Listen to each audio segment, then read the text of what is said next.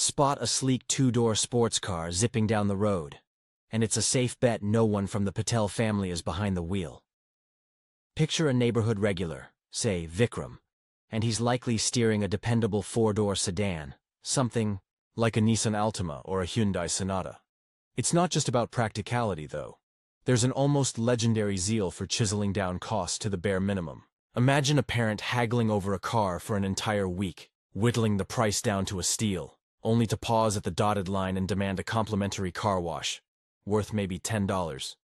When the dealer balks, they walk away, leaving onlookers stunned at the sheer tenacity. That kind of relentless bargain hunting leaves a mark. By the time it's someone else's turn to buy, they've inherited a masterclass in negotiation, unflinching demands, and a refusal to settle. But the approach can evolve. Instead of crisscrossing town for days, picture this: contacting a dozen dealerships across the state, pitting them against each other in a virtual showdown, all from the comfort of home. Offers roll in via email, modern haggling at its finest. A stellar deal emerges from a lot in Sacramento, and everything's set to close smoothly. Then the credit check happens. The dealer beams. That's the highest score we've seen for someone your age. A swell of pride follows, until the catch. Great credit, sure, but too few accounts. The low interest rate promised, say, 2.1%, jumps to 5.2%. Quick math reveals an extra $2,500 over the loan's life.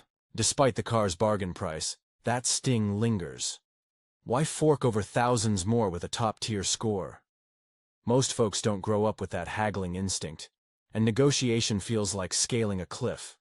Awkward, intimidating, uncertain. The inner debate kicks in.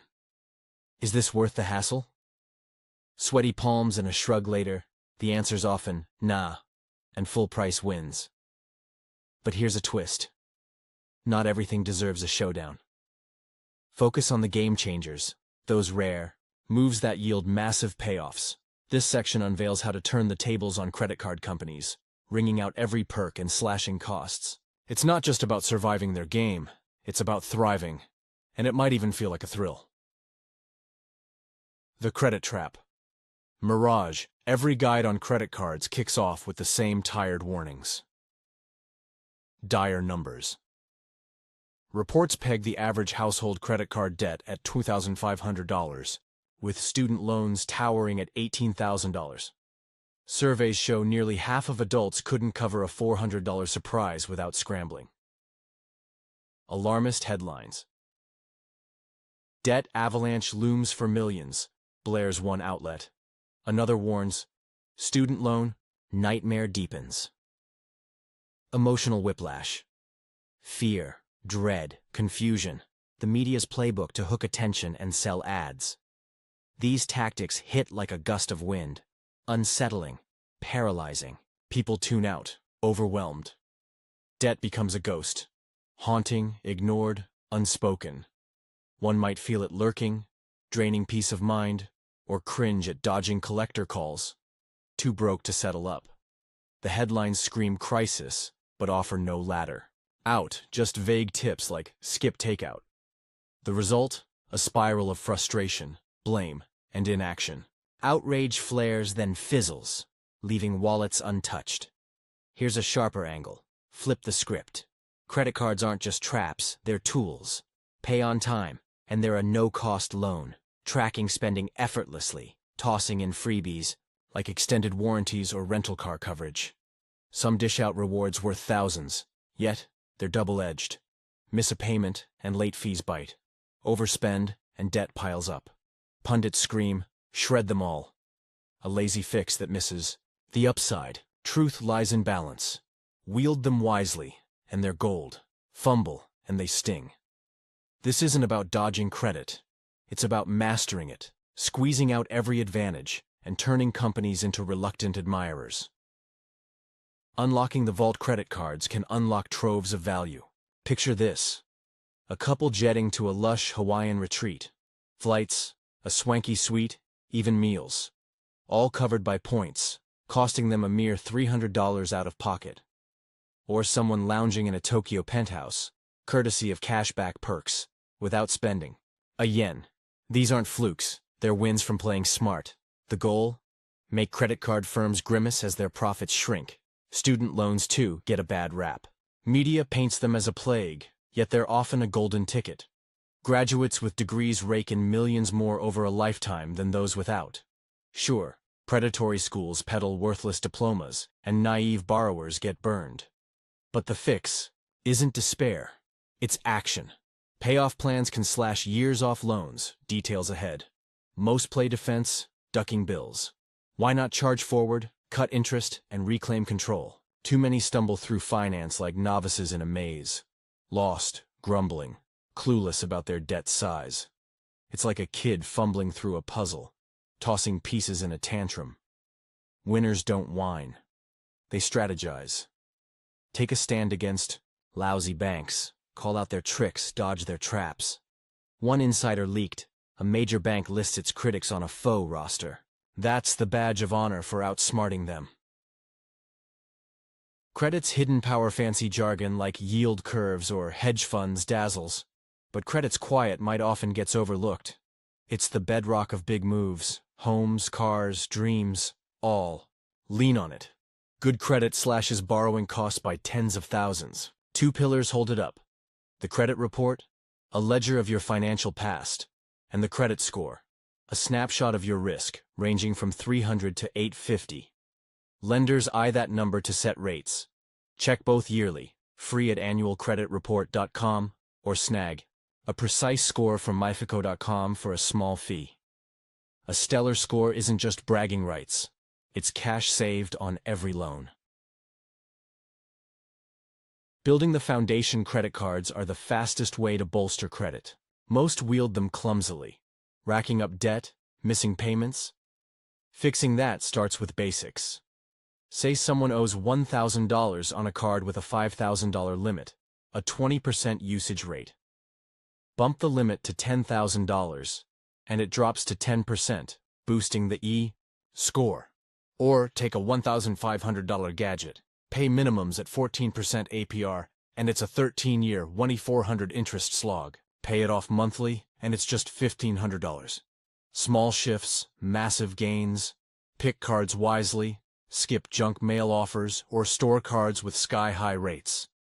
Focus on rewards, cashback for simplicity, travel for flair. A quick online hunt, try Bankrate.com, uncovers gems. Fees? Crunch the numbers. Big spenders often recoup them in perks. One trickster found a 3% cashback card buried in a forum thread, outshining mainstream picks. Research pays. 6 golden rules: master these, and credit bends to your will. Clear the slate monthly. Payment history shapes 35% of your score. Pay in full, on time, always. Auto-pay seals it. Miss once, and rates spike. Fees hit, and scores tank. Ditch fees. Call and ask, am I paying fees? If so, waive them. Companies often budge, competition's fierce. Trim the rate. APRs hover at 14%. Pricey. Phone up. I've paid on time for months. Competitors offer half your rate. Can you match it? Success halves interest costs. Hold. Steady. Longevity boosts scores. Keep main cards active with small auto-paid charges, like a $10 subscription. Expand limits, debt-free only. If balances are zero, request more credit. I'd like my $5,000 limit raised to $8,000. I've paid reliably. Lowers usage, lifts scores. Tap perks. Cards double warranties, cover rentals, refund trip snafus, free. Call for the full list and cash in. Miss a payment? Don't panic, call. Will this hit my score? Can you waive the fee? It's a one-off. Often they'll relent if you're solid otherwise. Pitfalls to dodge closing cards? Wait if a big loan's near. Lenders love depth. But if unused cards tempt spending, shut them. The score dip fades. Skip rate-chasing games, shuffling. Balances for 0% teasers wastes time. Focus on steady wins. Pay off debt, not shuffle it. A $40,000 saver chasing 0.7% jumps nets $280 yearly. Pennies compared to optimizing investments or slashing debt. Debt's heavy shadow debt's normalcy masks its toll. Owing more than you hold, for trinkets, not homes or degrees, drains life. Student loans, $30,000 average, and credit cards dominate, yet psychology, not just cash, stalls escape. Invisible money tapes hum old tunes. Debt's fine, everyone's got it, or, why bother, it's too big. These loops excuse inaction, ignoring bills, shrugging at balances. Most can't name their debt's total or payoff date. Facing it flips a switch. From dread to doable math. Take a $30,000 loan at 6%. Pay $350 monthly, and it's 10 years and $11,000 in interest. Add $75 more? 7 years, $7,500 interest. Call the lender. What if I pay $100 extra? Stretch it to 15 years? Options emerge, savings mount. Credit card debt sneakier, $5,000 at 14%, minimum payments. 25 years, $6,000 interest. Pay $150 monthly, 5 years, $1,800 interest. Tiny tweaks shrink the beast. 5 steps to break free. 1. Map the terrain. List every card, debt, APR, and minimum. Call each company. Truth stings, but it's power. Pick a target. High APR first saves cash. Low balance first sparks momentum. Choose, move. No overthinking. Haggle rates. I'm paying down fast, cut my APR.